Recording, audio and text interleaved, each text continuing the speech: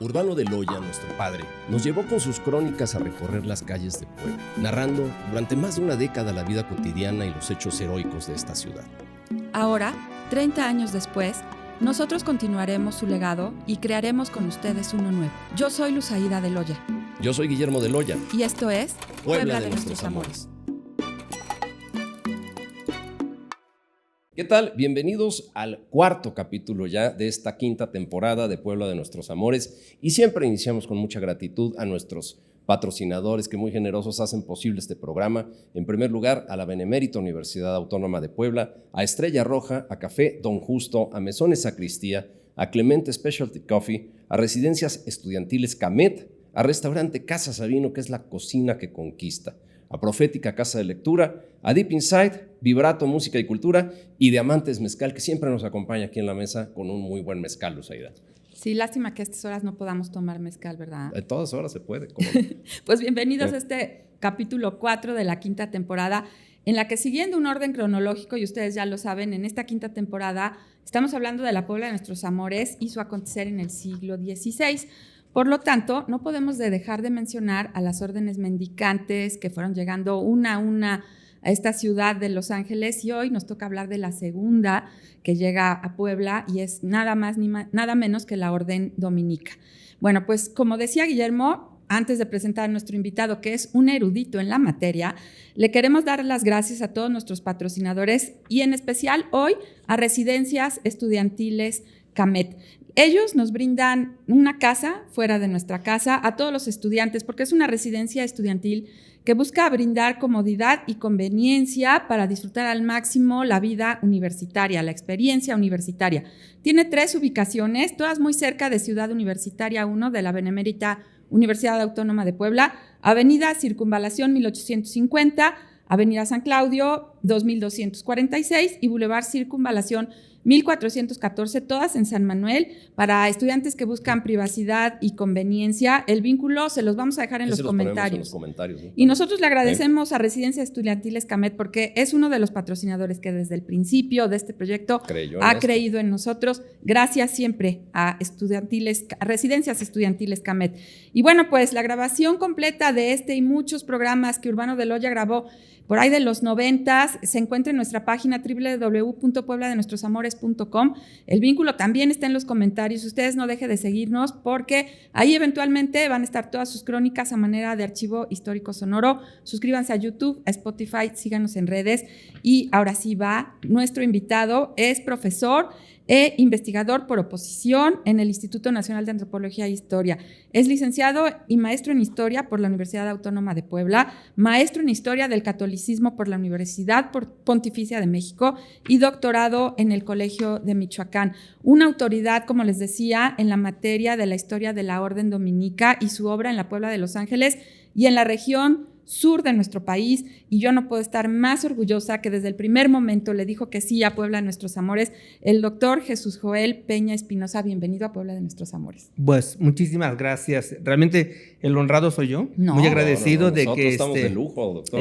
Me hayan invitado y además porque he visto los diferentes programas tanto de esta temporada que me han hecho favor de mandarme la liga y bueno, también de la temporada anterior, también para un poco ir viendo cómo es la dinámica y no perderme de pronto en mis dispersiones, ¿no? No, creo que muy agradecido, muy agradecido. Usted ya trae más tablas que Gaona, doctor.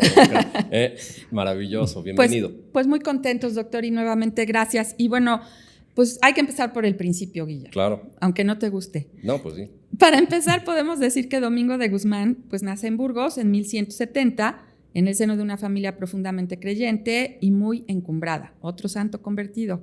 Y a los 28 años, ya siendo religioso, tuvo que viajar a través de Francia, donde descubre su misión de evangelizar a los no creyentes, y en 1216, nada más ni nada menos que en Toulouse, establece su primera casa de su orden de predicadores, y ahí se da origen a la Orden Dominica con la intención de estar dedicados al estudio y a la predicación.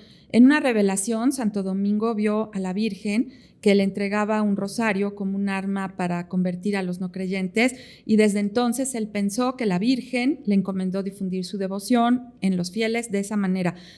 Y a ver, doctor, esto está muy bonita la leyenda, pero ¿cómo fue ¿Cómo fueron esos primeros años de la Orden Dominica, claro, ¿no? ¿Y cuál es el pensamiento que los caracteriza, guiados por el pensamiento de Santo Domingo de Guzmán? Creo que es importante que consideremos el momento, el contexto histórico en el cual surge la Orden de Predicadores, en el cual viven, además de manera prácticamente simultánea, Francisco de Asís y Domingo de Guzmán. Nada más. ¿No? O sea, ni más ni menos. Es una época en la que los historiadores medievalistas consideran que es como la culmen de la Edad Media. Okay. Estamos en un momento en el que todo este derrotero, después de la caída del Imperio Romano, de la conquista, la evangelización de los pueblos germánicos, de la expansión del cristianismo, de todos estos años que algunos llaman de obscuridad, sobre todo política, ¿no? Porque la Edad Media realmente es una época de mucha luz en términos de sabiduría, en términos de desarrollo cultural, si no hay que ver las catedrales, claro, ¿no? Por lo menos. Bueno, el momento en el que llega a la punta el desarrollo medieval es precisamente el siglo XIII. Es como el gran siglo del apogeo de la época medieval. Y es en el siglo en el que surgen dos de las principales órdenes mendicantes. Es una época en la que se va a desarrollar el comercio en el Mediterráneo, van a florecer las grandes ciudades, Milán, Florencia, Génova, Barcelona, por supuesto Roma está en su apogeo. Tenemos el momento cumbre en el cual el papado demuestra todo su peso político en el concierto de la cristiandad. Inocencio III está en el solio pontificio.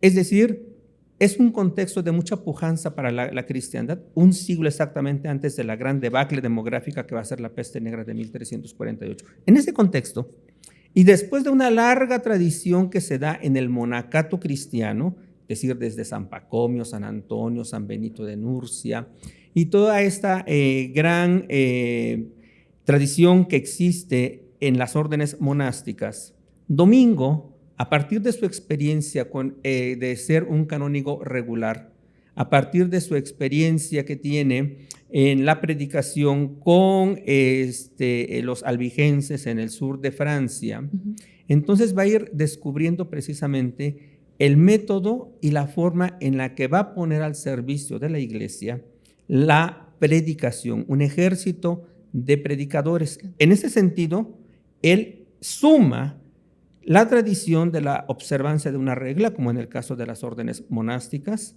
la tradición de la predicación, que es desde la época apostólica, la tradición de la vida en comunidad, como las comunidades primitivas del cristianismo, la tradición de la contemplación, la contemplatio, que es algo fundamental en la práctica monástica, y todo esto lo va a sumar, pero le va a añadir un elemento fundamental: el dinamismo de la vida apostólica, no quedarse dentro de los monasterios, sino al contrario, la itinerancia en la predicación. Y eso va a ser la total innovación que le va a imprimir Domingo a su orden, a lo cual le va a sumar un elemento fundamental, y es lo que lo va a distinguir un tanto del modelo de Francisco, que es, van a predicar, por lo tanto van a debatir, van a controvertir, y por lo tanto se tienen que preparar. Y hay que saber de Sagrada Escritura y hay que saber de teología. Entonces surge una orden que descansa su predicación en la sólida formación de sus frailes, con esta larga tradición de toda la experiencia de la vida en comunidad dentro del cristianismo. Eso es, digamos, por decirlo de una manera sintética, el punto en el que Domingo entra, irrumpe en la historia de la cristiandad. Es su aportación. Qué interesante, porque además, si bien eran una orden de acción, una orden también de territorio, pues bueno, el sustento intelectual que le daba era un distintivo claro. Y en ello, pues bueno, el lema que ellos de alguna manera también siempre tuvieron por frente era, también lo mencionó, contemplar y dar a los otros lo contemplado. La contemplación que se significaba en conocimiento en raciocinio en debate, y en debate también para convencimiento, pero con figuras de una talla, ya lo mencionó, como Santo Tomás de Aquino y Bartolomé de las Casas. Eso le da también un peso específico muy distintivo. Mi hermana habla mucho y el que tiene que hablar aquí es usted. Yo no, entonces, yo ni he hablado. No, pero ahorita te vas a arrancar. Y de verdad ya nos dio una gran probadita, que qué bárbaro, de premio Nobel, en torno a cómo es el inicio, digamos, los primeros pasos de esta orden. Y Estos conceptos, ¿cómo se traducen a la vida apostólica? ¿Cómo se hace el distintivo de conocimiento, de sabiduría, de debate, de instrucción para la orden? La primera forma en la que Domingo va a ganar la confianza del papado, que eso va a ser fundamental, ¿no? Porque el papado le va a dar todo el apoyo, es precisamente en esta lucha contra lo que eran las herejías del siglo XIII, bueno, que habían surgido a mediados del siglo XII y que aún para principios del siglo XIII existían en Europa, en Francia, en el sur, en la parte meridional, en Alemania, bueno, lo que son los reinos germanos, los albigenses, los cátaros, por ejemplo, ¿no? Entonces, Domingo va a insistir en la formación de sus frailes, pero esta formación se va a dar, más bien, la predicación de sus frailes se va a dar en dos niveles de forma simultánea. En los ambientes académicos, por eso las primeras fundaciones que hace Domingo está en ciudades universitarias, por decirlo así, Bolonia, París, por supuesto, el mismo Toulouse, después vendrá Colonia, pero al mismo tiempo van a ir predicando en las poblaciones. Es decir, esta experiencia que tuvo de ir convirtiendo a los albigenses, los cátaros, en fin, lo replica de tal forma que se van a convertir en importantes predicadores para las épocas de Adviento y de Cuaresma. Y en ese sentido también van a ir ganando paulatinamente el favor de los obispos. Por eso es que la orden crece exponencialmente muy rápido en el primer siglo, porque de acuerdo a la estructura teológica y doctrinal de la Iglesia, la predicación es un elemento fundamental, una función particular del obispo, la enseñanza, de ahí la mitra y en fin, ¿no? Claro. Entonces, y el sentido de tener una cátedra, por ejemplo, ¿no? Entonces, Domingo lo que va a hacer es decirle a la estructura jerárquica de la Iglesia: te ofrezco un ejército de gente que va a cumplir con ese papel que tú no puedes desempeñar porque estás ahí en tu sede episcopal y nosotros estamos itinerantes, ¿no? Entonces, eso va a hacer que la predicación sea en los ámbitos académicos, pero también en los ámbitos de la vida popular, de la vida cotidiana, y por eso también va a aprender muchísimo la Orden de Santo Domingo en Europa.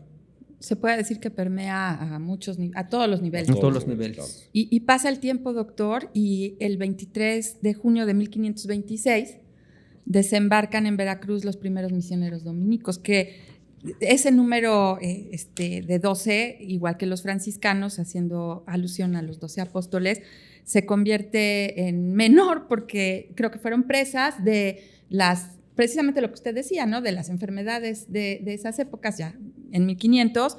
Y bueno, a mí me da mucha curiosidad que venían enfermos de calenturas, fiebres malignas, modorra. ¿Qué será la modorra, doctor?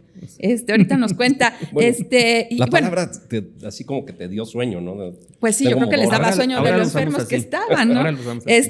Pero como usted decía, pronto llegan 24 miembros más, y entonces se dedican a fundar conventos, se dedican a fundar provincias. ¿En qué? A ver, primero cuéntanos qué es la modorra y en qué consistía esta organización. Sí, yo sí quiero saber. ¿Cuáles eran estas primeras provincias? ¿Por qué venían enfermos? Qué suerte tuvieron los franciscanos que llegaron todos sanos, ¿no? Y ellos llegaron enfermos todos. Cuéntenos. ¿Cómo llegan? Pues llegan amodorrados, como decían, ¿no? Medio bueno, amodorrados. es esta pesadez que generaba alguna enfermedad, claro, ¿no? Ahora diríamos excesiva pereza, por decir algo, excesivo sueño. Sabemos actualmente por la medicina que hay hasta bacterias que generan mucho sueño, por ejemplo, y que es algo que se tiene que combatir médicamente. Bueno, en aquella época antibiótico, sí, necesitaban un antibiótico. En aquella época era simplemente la modorra, ¿no? Okay. O sea, no podían ni siquiera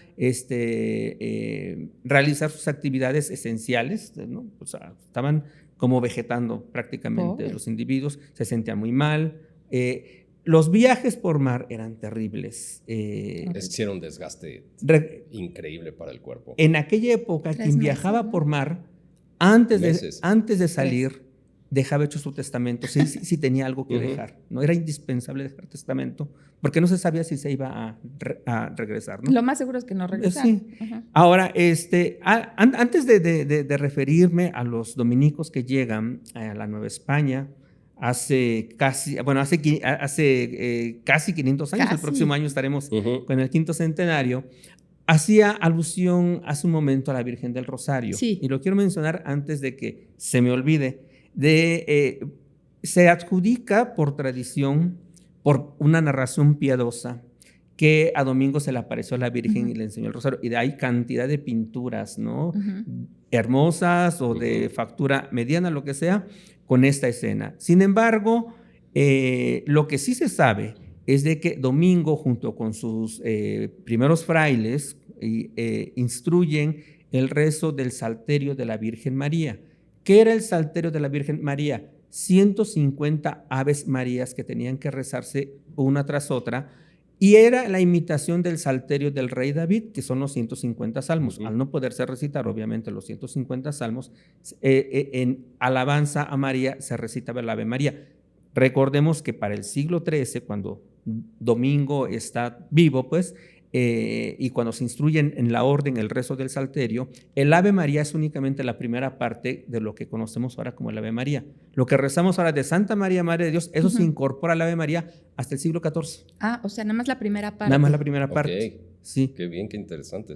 Y hasta el siglo XIV, finales del siglo XIV, y ya se va a ir incorporando esta fórmula al Ave María paulatinamente, y para el siglo XV es cuando ya, por ejemplo, Alano Rupe va a organizar el rosario en eso de misterios gozosos, dolorosos y gloriosos. Al siglo XX, bueno, vendrán los misterios luminosos, ¿no? Un dominico, Jacobo Sprenger, no sé cómo se pronuncia exactamente en alemán, porque era alemán, él es quien va a introducir ya la formalidad del contador. El contador era un elemento que ya existía desde el monacato oriental, pero obviamente no traía la estructura del rosario, sino que va a ser hasta el siglo XV cuando se forma ya el rosario, el objeto que conocemos, que sirve como contador para recitar el, ahora sí, rosario, como se le va a denominar al antiguo Salterio de la Virgen María. Entonces, eso que la Virgen le entrega un rosario no es precisamente cierto, es como conocemos hoy el rosario. Exactamente. ¿No? Es la leyenda que sustenta también algo muy cotidiano. Oiga, doctor, ¿los conventos dominicos, se adentró un poquito a esto, o eran de estudio o de misión? Y en los de misión, generalmente se entremezclaban en la vida cotidiana de las poblaciones indígenas, que era donde cercanamente se llegaban a establecer. Aquí, pues evidentemente era para poder tener contacto, enseñar oficios, hablar las lenguas, etcétera, ¿no? ¿Nos podría explicar los encargos que desempeña la orden en este tiempo y en estos territorios? A ver, cuando llegan los dominicos en 1526, llega esta misión encabezada por Fray Tomás Ortiz, que tiene una serie de broncas porque se involucran en los chismes políticos de ahí, de Cortés y de la gente que está... Y aparte enfermos. Enfermos de y todavía se meten... Modorra. Para desamorrarse, yo creo que decidieron meterse a pleitos que ni les incumbían. Y pues se regresan unos, en fin, se quedan muy pocos, tiene que llegar la siguiente barcada, como se le decía en la época, ¿no? A la llegada de los frailes, fuera de la orden que sea. Y entonces van a empezar, bueno, obviamente que el primer convento es el convento grande de Santo Domingo de la Ciudad de México, de México Tenochtitlan, y paulatinamente van a empezar a expandirse. Van a extenderse hacia el sur, para que nuestro auditorio y todos nosotros tengamos más o menos una claridad, porque la geografía siempre será importante, hacia lo que ahora es el estado de Morelos, por decirlo de alguna forma, y luego hacia el sur, hacia el estado de Oaxaca, bueno, Puebla, Oaxaca, Chiapas, etc. De tal forma que van a tender una línea continua desde el convento de Santo Domingo de México hasta el convento de Santiago de los Caballeros en Guatemala. Este avance es paulatino, el crecimiento es lento, y uno de los puntos en los que muy tempranamente van a establecerse es Antequera de Oaxaca. Entonces, teniendo el punto de México, Oaxtepec, Tepoztlán, Antequera de Oaxaca, hay que empezar a diseñar el establecimiento de los demás conventos. Lo traigo a colación por esto que mencionaba sobre los conventos de misión y los conventos de estudio. Había conventos de estudio y de misión simultáneamente, ¿no? O sea, esto que es este esquema que heredamos del gran Robert Ricard, que nos hablaba de los conventos de enlace, de misión y de penetración, es un esquema que realmente con la historiografía de los últimos 50 años es insostenible. O sea, no existió. Esa es una organización conceptual que hace el padre Ricard cuando escribe su obra. Con fines didácticos, sí, seguramente. Entonces, en el mismo convento podían hacerse diferentes... Tenemos el caso, por ejemplo, de aquí, para mencionar algunos de los conventos en tierra de indios, en tierra de pueblos de indios, el convento de Chila de las Flores, que está aquí al sur del estado, era un convento que atendía a los indios, pero además ahí estaba la escuela en la que se enseñaba el chocholteco, popoloca, ahora para decirlo en términos contemporáneos, inguihua, ¿no? Okay. A los frailes que iban, bueno, se enseñaba el chocholteco y el mixteco a los frailes que iban a misionar en esa zona. Ahí ese era el centro de enseñanza. Yanhuitlán también jugó ese papel, por ejemplo, ¿no? Y son conventos enclavados en pueblos de indios, son doctrinas para indios, pero al mismo tiempo están fungiendo como centros de enseñanza. Y es que no es írrito a la orden de predicadores, porque incluso en los primeros 30 años de cuando se va legislando, regreso al siglo XIII, cuando surge la orden y se va legislando paulatinamente, llega un momento en el que definen, digamos, su programa académico, para decirlo en términos contemporáneos. Y entonces se recomienda que en cada convento exista un maestro, para que los frailes permanentemente estén dedicados al estudio mientras no están en la predicación. Ahora sí que ellos se siguen actualizando. Así es. Oiga, pero antes de llegar a Puebla, Memo, ¿cómo ves que y por supuesto... Yo iba a citar, primero me voy a permitir citar a un gran autor de un artículo muy interesante, por ahí lo podemos encontrar, léanlo, de conventos dominicos de una antigua provincia poblana. Y que es aquí está el señor. Y que es usted, pero me llamó mucho la atención que usted refiere que estas misiones, orden venía de alguna manera a hacerse cargo de la cura del alma del indio. ¿Por qué esa cura del alma? ¿Por qué esa categorización, digamos, como tal? Como si fuese un padecimiento, ¿no? ¿Cuál es la doctrina? Sí, la doctrina, ¿no? Claro. Esto es propio del catolicismo, no es exclusivo de la orden de predicadores. Okay. O sea, recuerden que en ocasiones al párroco le decimos cura. De hecho, es sinónimo, por decirlo así, ¿no? O sea, ¿quién tiene a su cargo la cura animarum, la cura de las almas? Sea de quien sea, indios, negros, españoles, lo que sea.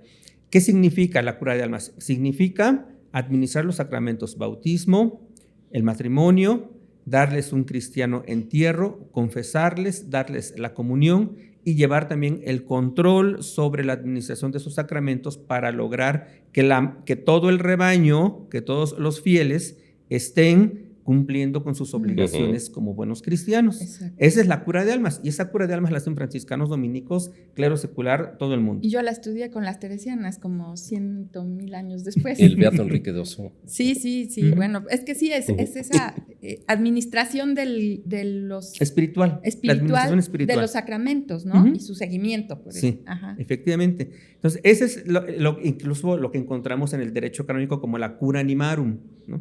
Y por eso en ocasiones algunos le decimos al párroco cura, porque de acuerdo a los principios legislativos del Concilio de Trento, la cura animarum está reservada exclusivamente a los párrocos, que ese fue el gran conflicto del obispo Palafox y el clero secular con las órdenes mendicantes, porque las órdenes mendicantes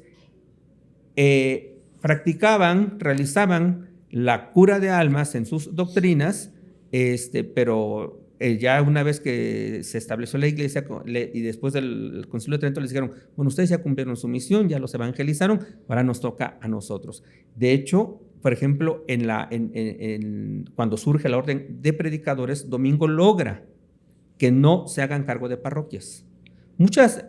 Varios de las preceptivas, digamos, de la regla y las constituciones de las órdenes mendicantes van a ser violentadas en América en aras de la evangelización. Y entre ellas está que ellos no tenían por qué hacerse cargo de la cura de almas. Sin embargo, se hicieron cargo de eso, porque era el personal que tenía la iglesia para llevar a cabo este trabajo. Y fueron los que llegaron, ¿no? Finalmente. Ese enfrentamiento entre el clero regular y el clero secular que Palafox polarizó, pero a todo, ¿no? Sí, efectivamente. No, desde la época había grillas. Fuerte. Sí, no, duro. Y se daban fuerte. Y el poder se ejercía, ¿no? Y ahí sí se ejerce, digamos, en serio, porque Además, hay principios doctrinales, espirituales, jurídicos, donde no puedes decir no, o sea, en función del voto de obediencia, por ejemplo, ¿no? Claro. O sea, un civil no hace un voto de obediencia a su superior, está implícito por razones políticas, jerárquicas, etcétera, pero no hay un voto en conciencia de obediencia como si hay en las órdenes mendicantes. Bueno, entonces eso marca una diferencia enorme. Yo veo esos votos de obediencia en los políticos modernos, en ciertos partidos, y bueno, ya mejor seguimos con el tema bonito, Luzaida.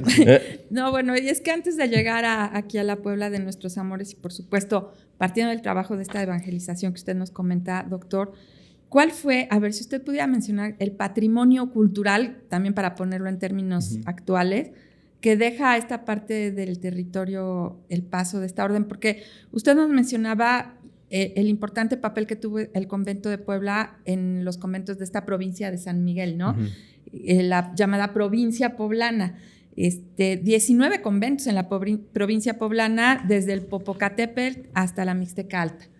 Cuéntenos de este legado cultural, de este patrimonio que dejan. Bueno, la orden, todas las órdenes dejan un gran patrimonio, pero en el caso particular de la orden de predicadores se puede hacer esta secuencia precisamente por la claridad en torno a su expansión, sin tomar en cuenta la expansión que se da también hacia el norte, desde luego, ¿no? Pero digamos hacia el sur. Esta extensión tan larga, esto hace que surjan otras provincias, ¿no? Que los chiapanecos tempranamente... Los conventos de Chiapas llegan, de aquí a que viene el padre visitador, de aquí a que llega una carta hasta por allá, de aquí a que nos autorizan la fundación de otro convento. Entonces dicen, hay que fundar otra provincia. Entonces se funda la provincia de San Vicente, para caso de Chiapas y Guatemala. Y después los oaxaqueños harán lo propio para fundar la provincia de San Hipólito en 1592.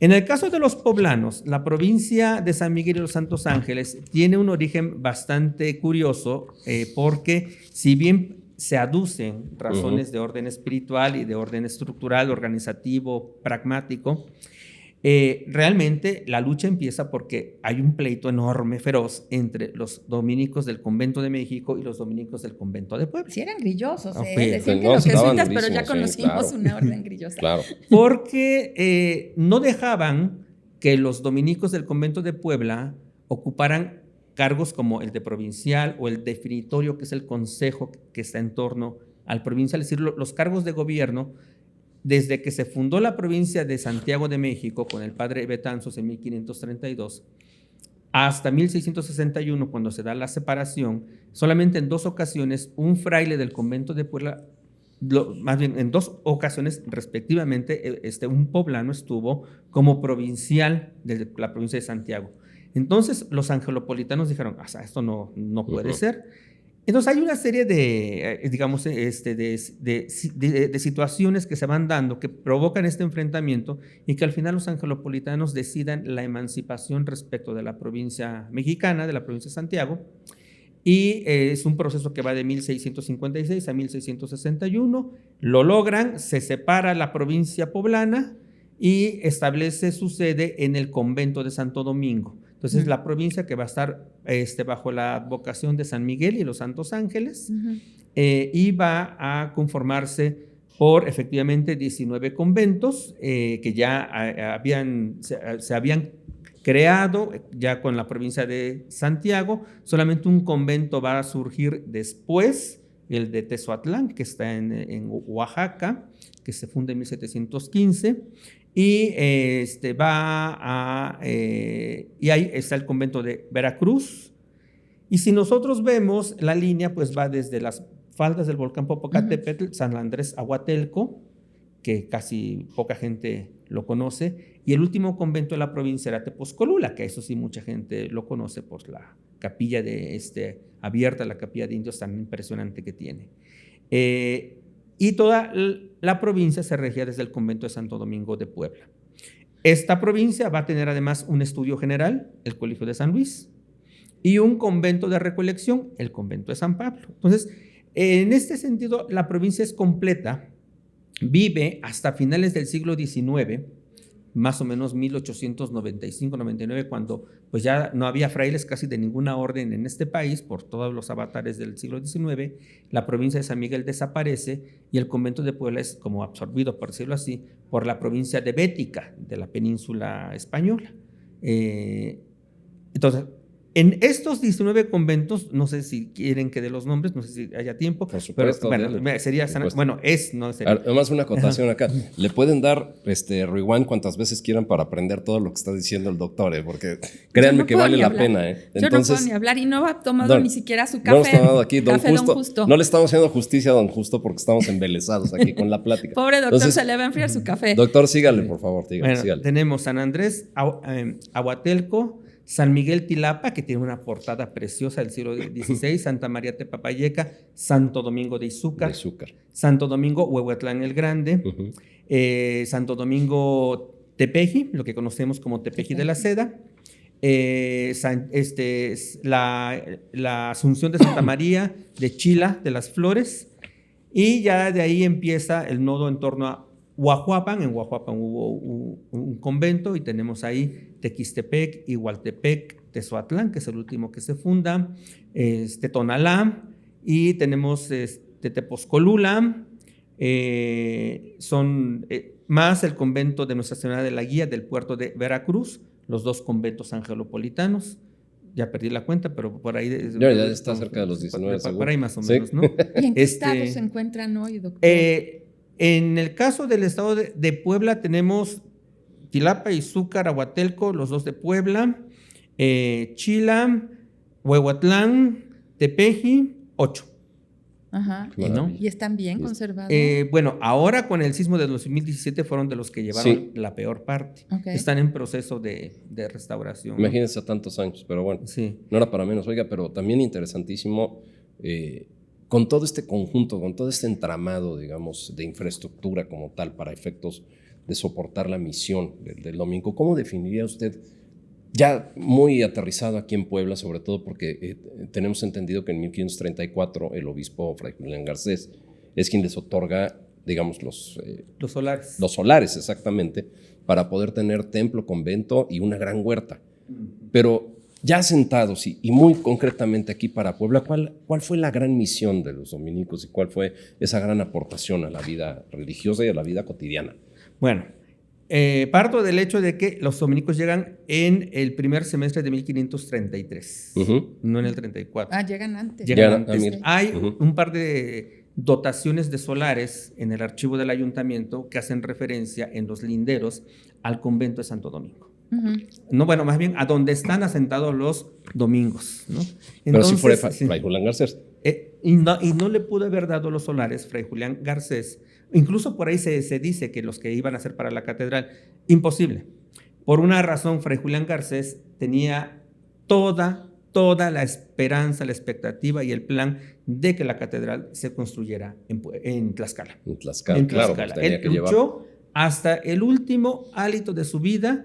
Todavía él muere en 1542, en diciembre. Todavía por marzo, abril, le escribe al rey desesperado, insistiéndole que ni el virrey le hace caso, ni la Real Hacienda le entrega el dinero, que nadie está preocupándose por los indios, y él insiste en que la catedral debe de construirse en Tlaxcala. Ahí está esa carta en el Archivo General de Indias. Todavía no empezaba la traza de Becerra. 1540. No, bueno, ya había se estaba creciendo esta ciudad, la ciudad de Los Ángeles, sí. La iglesia mayor se hace porque al hacerse cargo los dominicos de la cura de almas de un sector de la población indígena en la parte norte y en la parte norponiente, y los franciscanos en la parte oriente y la parte suroriente, entonces, ¿quién va a atender a los españoles? Tiene que ser un clérigo, un miembro del clero secular. El ayuntamiento insiste en que tiene que construirse una iglesia mayor y bueno, viene el momento en el que en 1536 se colocan las 2 primeras piedras por parte del canónigo Leiva para poder hacerlo. Pero el obispo Garcés en todo momento está pensando en que esta ciudad de españoles es parte de este ensayo. A ver, yo tengo, esto es una pura hipótesis, ¿no? Que el hecho de las dos llamadas fundaciones tiene que ver con que los franciscanos y el obispo Garcés llegan a un acuerdo para un ensayo de orden cristiano, de un orden utópico, para fundar la ciudad. Entonces, pues le toca a Motolinía, la misa, shalala, etcétera. Y luego viene lo del 29 de septiembre, donde está Salmerón. Lo que pasa es que en términos jurídicos, en términos del derecho castellano, no puede haber una fundación porque la iglesia quisiera. La fundación tenía que ser en nombre de la corona. Un cabildo. Entonces, Salmerón sanciona legalmente, civilmente, la fundación. Por eso yo creo que se da esto. Pero bueno, esto es otro asunto. Pero aquí, ya que mencionamos a Julián Garcés, hay que destacar la figura porque es el primer obispo, o sea, el primer obispo en tierra continental americana. Es dominico. Era dominico, sí era dominico. Y además es a quien se le debe, a partir de esta carta hermosa que le escribe al Papa, que Paulo III expida la bula Veritas Ipsa, que en la historia se ha conocido como la Sublimis Deus, en la cual se reconoce que los indios son objeto del bautismo, de la cura de almas y por lo tanto se debe procurar la salvación de ellos. O sea, es mucho más allá de lo que en ocasiones la historiografía nos dice, los reconocieron como seres humanos. No es solamente eso, sino que son seres con la plenitud absoluta para ser cristianos. Tienen y ser reconocimiento absoluto, claro. Exactamente. Eso se lo debemos a Garcés.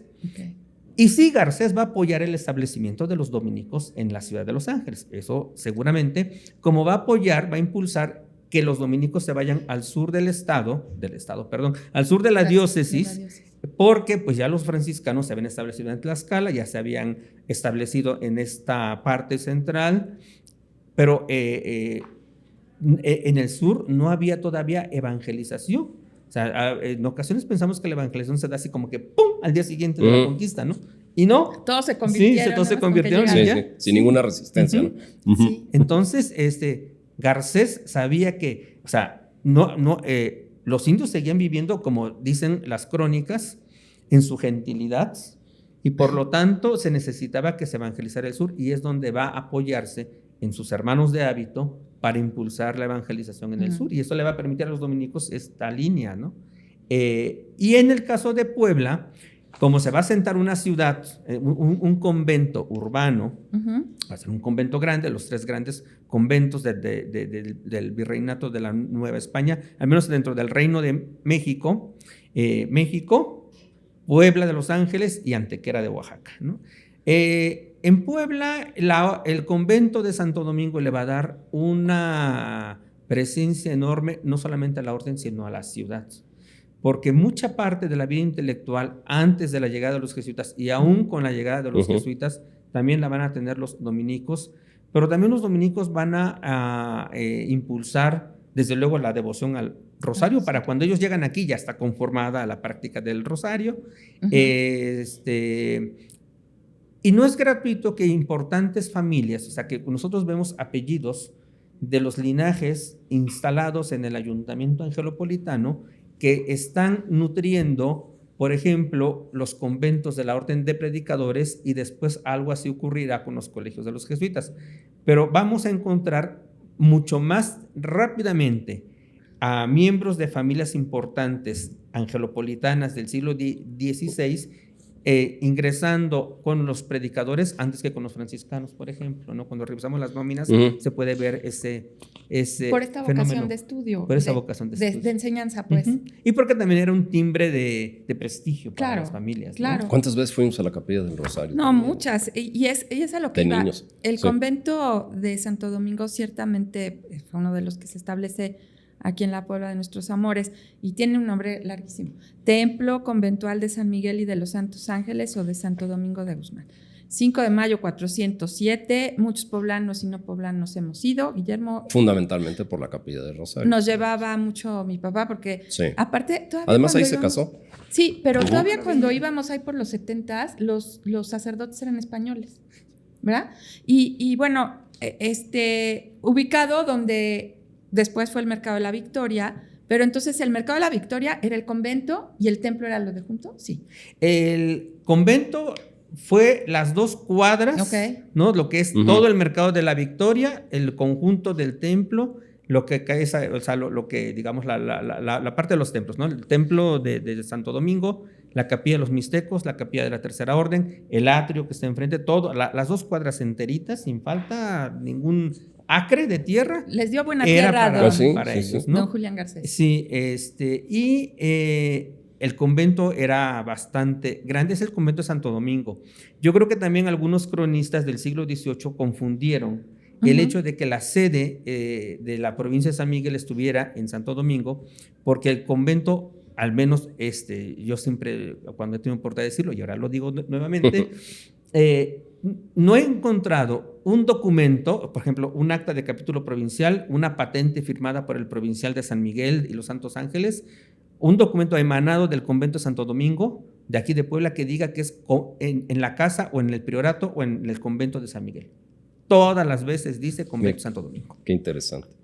Oye, pero sabemos, digo, y ahorita por favor háblenos de la Capilla del Rosario, que es sencillamente punto de aparte. Incluso no sé qué tan cierto es que estuvo considerada para ser una de las nuevas maravillas del mundo. Sí, creo que hubo una votación. Hubo una votación, etcétera. Pero también vale la pena hablar, sobre todo a mí me llamaba mucho la atención como niño, porque lo consideraba un poco lúgubre, pero era muy bonito el retablo principal de Santo Domingo. De Santo Domingo, del templo ya como tal, fue obra del maestro de Pedro Maldonado, finales del siglo XVII, y que es un reconocimiento generoso incluso a todos los fundadores de las demás órdenes. Por ahí está San Ignacio de Loyola, por ahí está Santa Teresa de Jesús. Santa Teresa, San Pedro de Nolasco, San Juan de Dios. Cuéntanos un poquito de todos estos aspectos. Denos un recorrido virtual aquí porque con ellos. Fueron santos y cuéntanos fundadores de otras órdenes. Sí, ¿no? santos fundadores, sí. La construcción del retablo principal de Santo Domingo y de la capilla del Rosario y de la capilla de los Mixtecos no coincide obviamente en el mismo año, pero es prácticamente en la última década del siglo XVII. O sea, años más, años menos, se termina la capilla del Rosario. Bueno, se dedica en 1690. En 1694, Fray Juan de Malpartida parece que está terminando la capilla de los Mixtecos. Todavía para 1604, que es muy poco el tiempo, en términos de construir estas moles, se está cerrando la bóveda del presbiterio del Templo de Santo Domingo y ya está el contrato para se está elaborando el retablo, ¿no? Entonces es una época en la que los dominicos han logrado tal calado en la ciudad que los recursos fluyen hacia el convento, sede de la provincia, además, que está engalanándose. Y bueno, también hay la presencia de gente importante. El mismo provincial que está en el momento en el que se dedica la capilla del Rosario, Fray Diego de Gorospe, forma parte de una de las familias más importantes para aquel momento de la ciudad de Puebla. Me parece a mí que los dominicos, en ese sentido, van a lograr darle una espectacularidad, un timbre de espectacularidad a su presencia en Puebla, porque después de los avatares difíciles del siglo XVII, es decir, los choques con Juan de Palafox, por ejemplo, recordemos que le tocó a los dominicos excomulgarlo a él y Palafox excomulgar a los dominicos, ¿no? Juego que tenga desquite, ni quien se quite. Sí. Es que don Juan de Palafox vino con la espada desenvainada también. Sí. Ya hablaremos de él. Incluso a un medio siglo atrás a los dominicos les demolieron un convento, el de Atlisco, el convento San Jacinto. Por no tener licencias reales, dijo el rey, se demuele ese convento. Y va para afuera. Bueno, entonces los dominicos paulatinamente, a diferencia del siglo XVI, donde la construcción del templo y del convento avanzaron muy lentamente, hay varias cartas de los frailes de la orden, particularmente del convento, insistiéndole al rey, vamos muy lentos, casi no hay, es muy pequeño el templo que existe, esto no se termina nunca, en fin. Y un siglo más tarde, lejos de esas pobrezas, de esas penurias que ellos dicen que están viviendo, está el oropel en su máximo esplendor para la orden de predicadores, para los dominicos en particular aquí en Puebla, en el siglo XVII, Pero también es un momento en el que hay una sintonía, hay un ambiente cultural impresionante en Puebla. O sea, está el obispo Manuel Fernández de Santa Cruz, que es amigo de los principales intelectuales de la Nueva España, de Sor Juana, de Carlos de Sigüenza, de Francisco de Florencia, de Diego de Gorospe, se cartean, en fin. Entonces, y eso genera competencia cultural, competencia estética. No había, cuando se dedica la Capilla del Rosario, no tenía mucho que había ocurrido la dedicación de la Capilla del Espíritu Santo en la catedral, lo que conocemos como el ochavo. El ochavo. ¿No? Entonces, si lo vemos en conjunto, es no solamente un auge para los dominicos, sino que para la misma Puebla, pero los dominicos les dieron así como que aquí les proporcionamos a los angelopolitanos esto, ¿no? Esta capilla, este retablo, este templo. Y con ello el prestigio de la orden va a crecer muchísimo. Claro. Desde luego, ¿no? Y Manuel Fernández de Santa Cruz, otro obispo importantísimo en Puebla, que ya hablaremos de él en el siglo XVII. Es quien pero consagra. Es quien consagra esta hermosura de 40 capilla, años, ¿no? Sí. Y aparte se echó su fiesta de 8 días, ¿no? Como debe ser. Como debe de ser. Sí. En esta Puebla del siglo de oro, donde todo era barroquísimo y cultura y demás. Y yo, la verdad, no me atrevo a describir la Capilla del Rosario porque ninguna justicia le haría yo, ninguna descripción le haría justicia, pero usted, desde el punto de vista de un estudioso de la Orden Dominica, ¿qué nos puede decir de la Capilla del Rosario? Y yo complemento la pregunta, doctor, porque toda esta magnificencia ornamental que se hace en una capilla, ¿serviría de algo o estaría encaminando algo útil para el proceso de evangelización? Para el proceso de evangelización ya no. Bueno, si lo vemos desde una perspectiva teológica, la evangelización es permanente. En ese sentido, sí. Nunca acabó. Pero, sí. Incluso ahora en la iglesia, a partir de Benedicto XVI, se habla de la nueva evangelización en América Latina, por ejemplo, ¿no? Pero si utilizamos el término evangelización como este concepto de traer el cristianismo a América, ¿no? Y la conversión de los indios, realmente para ese proceso ya no tuvo ningún fin. La Capilla del Rosario, además, es la segunda capilla, ¿no? Porque la primera estuvo a la entrada. Cuando uno entra al templo y uno se voltea a la izquierda, donde está la oficina, hay una portada muy bonita. Sí. Esa fue la primera Capilla del Rosario. Okay. ¿No? La Capilla del Rosario, o sea, la Cofradía del Rosario se funda en el convento de Santo Domingo de Puebla hacia 1554 más o menos. Obviamente que poco a poco se van integrando a la Cofradía del Rosario, pues cada vez gente de mayor peso económico y político y de prestigio social. De tal forma que para 1670 los cofrades del Rosario dicen, pues esta capilla ni nos alcanza, es insuficiente, no es tan bonita y queremos hacer otra. La cofradía es una organización también donde participaban civiles. Es fundamentalmente de laicos. De laicos y que pugnaban por este culto. Sí, okay. La Cofradía del Rosario, su objetivo fundamental es promover el culto a la Virgen del Rosario y el rezo del Santo Rosario. Okay. Pero además, como toda la mayoría o la casi totalidad de las cofradías en la Nueva España, tenían actividades de mutualidad, por decirlo así, de asistencia social, ¿no? Entre ellos, desde luego.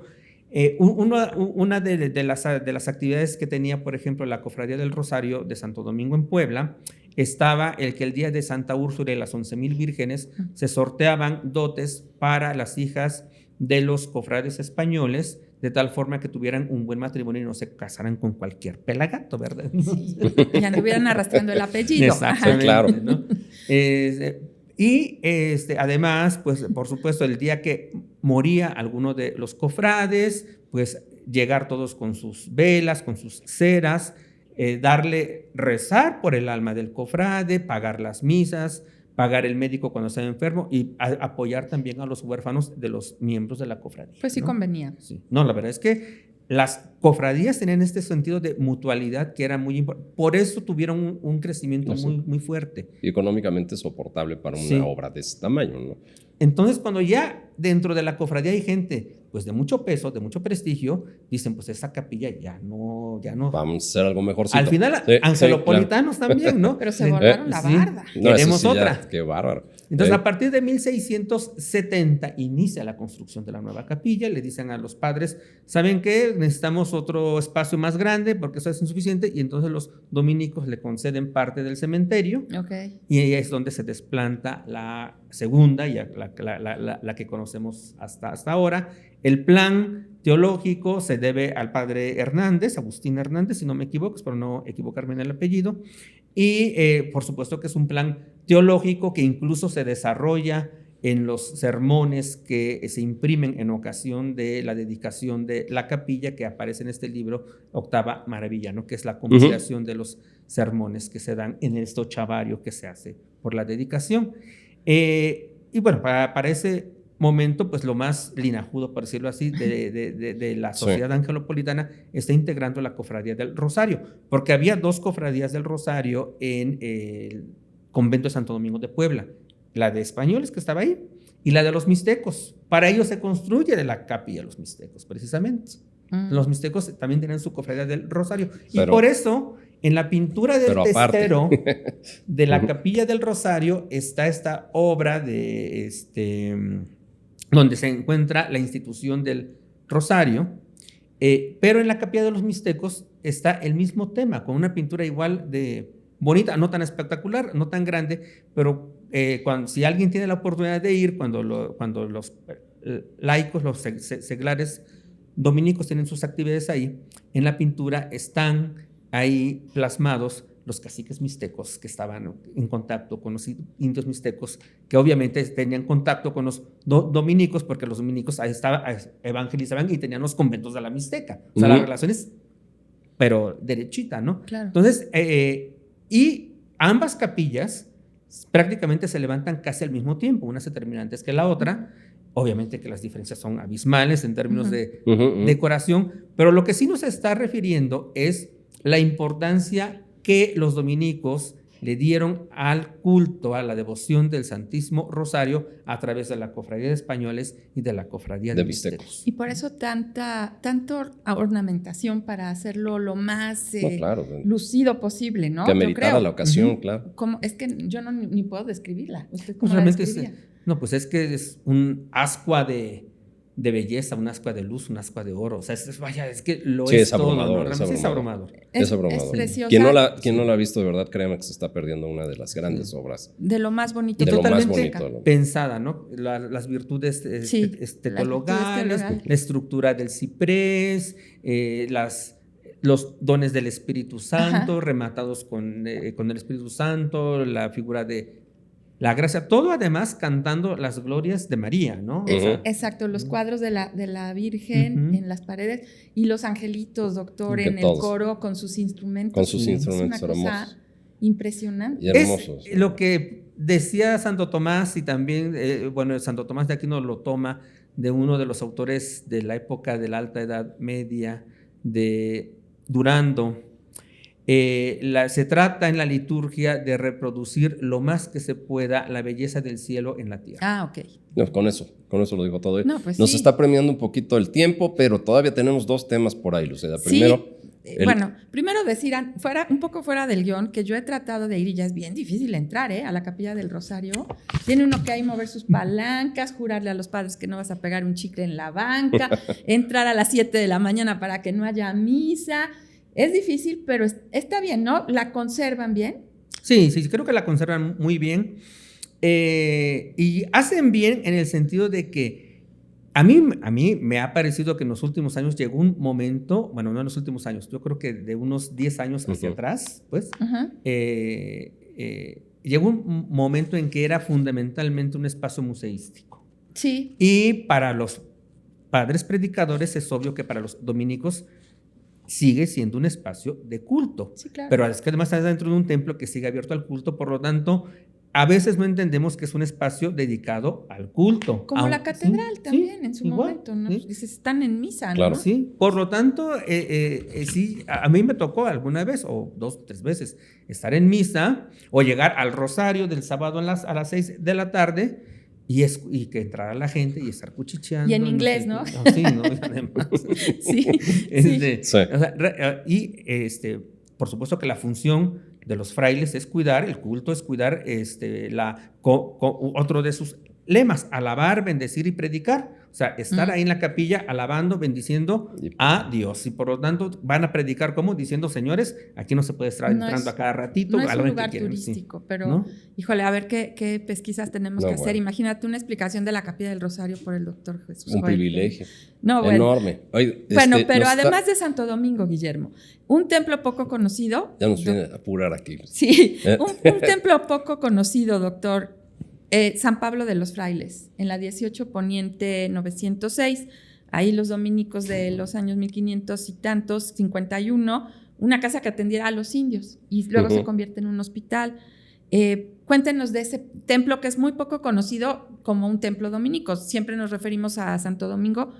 San Pablo de los Frailes. San Pablo de los Frailes efectivamente surge como un hospital a instancias seguramente de los dominicos, pero también tomando en cuenta que se asentaron indios tlaxcaltecas en toda esa porción de la ciudad y que muy tempranamente en Tlaxcala hubo esta experiencia del famoso Hospital de la Inmaculada Concepción que los propios indios administraban a través de una cofradía.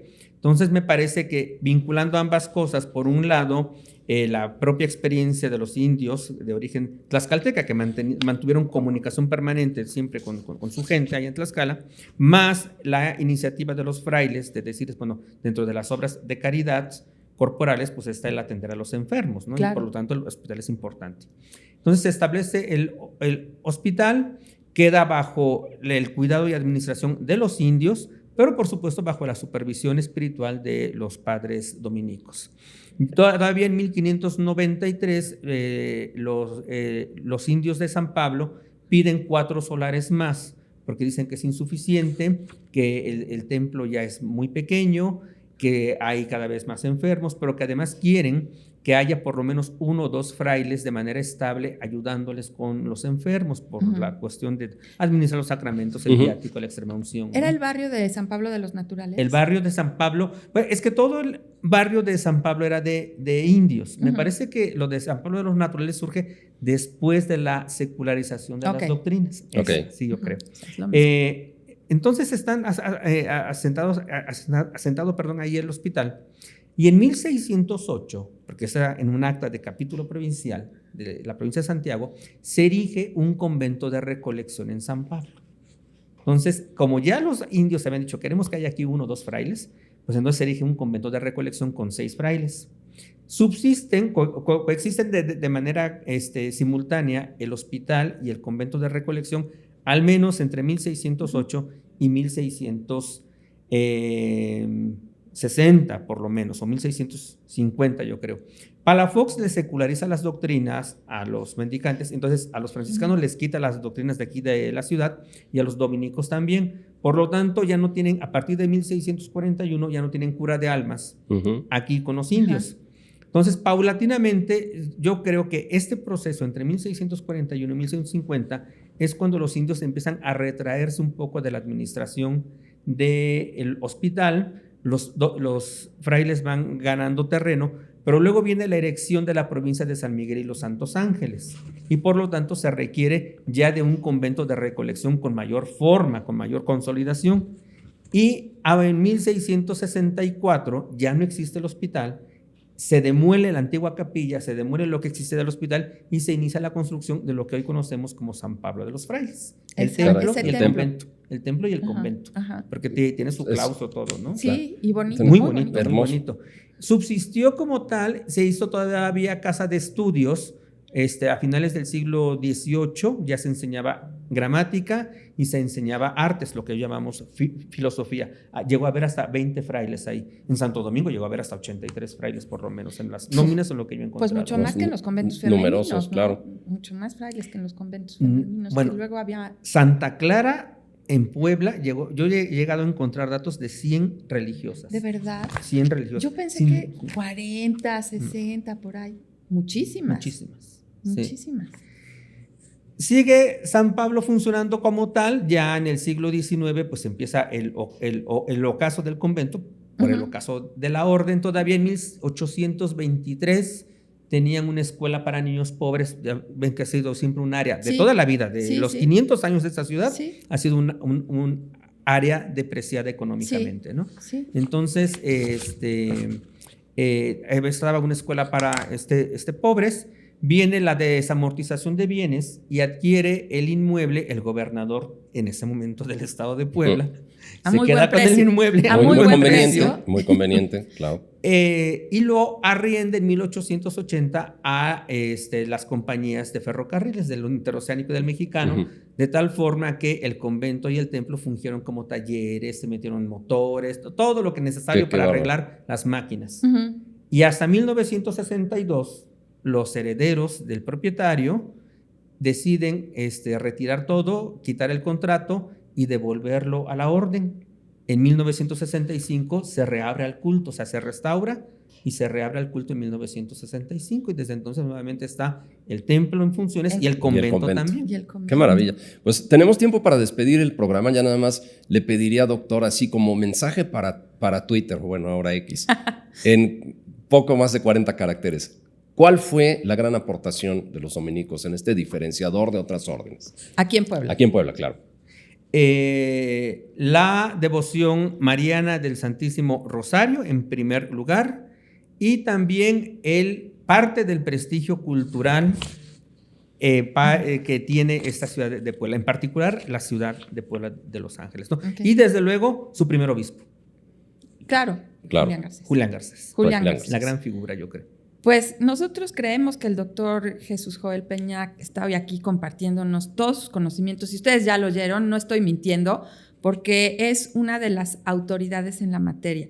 Y pues hoy platicamos de la segunda orden religiosa que llega aquí a Puebla de Los Ángeles, que como usted bien decía, doctor, ya va a cumplir 500 años y nosotros ya la estamos festejando. Ustedes también son parte de este festejo. Déjenos sus sugerencias, sus comentarios, sus deseos en informes@puebladenuestrosamores.com. Y 2 preguntas nada más, doctor. Primero, ¿se une usted a este festejo? Sí, por supuesto. Claro, ya Invitado. están las filas. Y además, ¿qué figura se nos une? Y después, ¿cuáles son los deseos de Jesús Joel Peña Espinosa para esta Puebla que muy pronto va a celebrar su cumpleaños número 500? Que sea una sociedad, la sociedad angelopolitana, que realmente valore, justiprecie su patrimonio, lo cuide y sobre todo aprendamos a disfrutarlo. Y ya que una vez sepamos disfrutarlo, invitemos a disfrutarlo a los demás. Qué bonito Muy lo bien. dice, ¿no?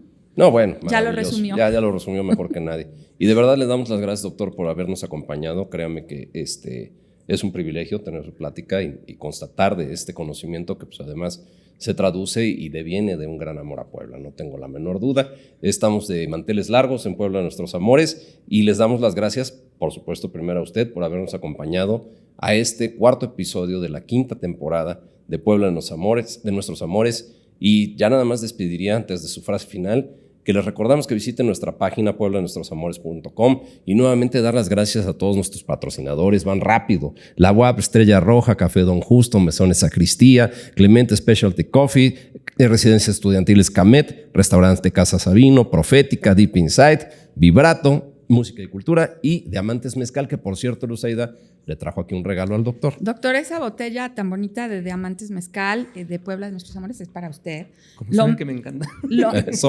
Lo menos que podemos hacer es un pequeño detalle para usted que tan amablemente hoy nos acompañó. Este episodio vale oro por los conocimientos que nos comparte. Muchísimas gracias. Muchas gracias. Y esperemos que no sea la última vez. No, permítanos tener el privilegio de contar con usted nuevamente. Muchas gracias, encantado. Pues síganos en YouTube, en Spotify, en nuestras redes. ¿Y qué le parece, doctor, si escuchamos la voz del cronista que hace más de 30 años se despedía de esta ciudad describiéndola como él la describía? Como él sabía describirla. Como él sabía describirla. Gracias, doctor. Hasta luego. Gracias. Muchas gracias. La ciudad, con territorio de suelo seco, pero fijo, duro y rocoso, que permite la construcción de edificios sólidos, espaciosos, bajos y fuertes. Una ladera del río es el Analco, con buenas y graciosas moradas. Sin embargo, Gabriela es una población en la que caen muchos rayos, se desploman centellas, el cielo es gris ante la inminente tormenta. Por ello, ante el daño que causaban y el temor que propiciaban, se eligió aparte del príncipe y arcángel Miguel, a título de defensores en contra de las inclemencias celestes, al glorioso patriarca Señor San José y a la Santa Bárbara, doncella. Y, sí, desde entonces se ha matizado y menguado el furor de las tempestades.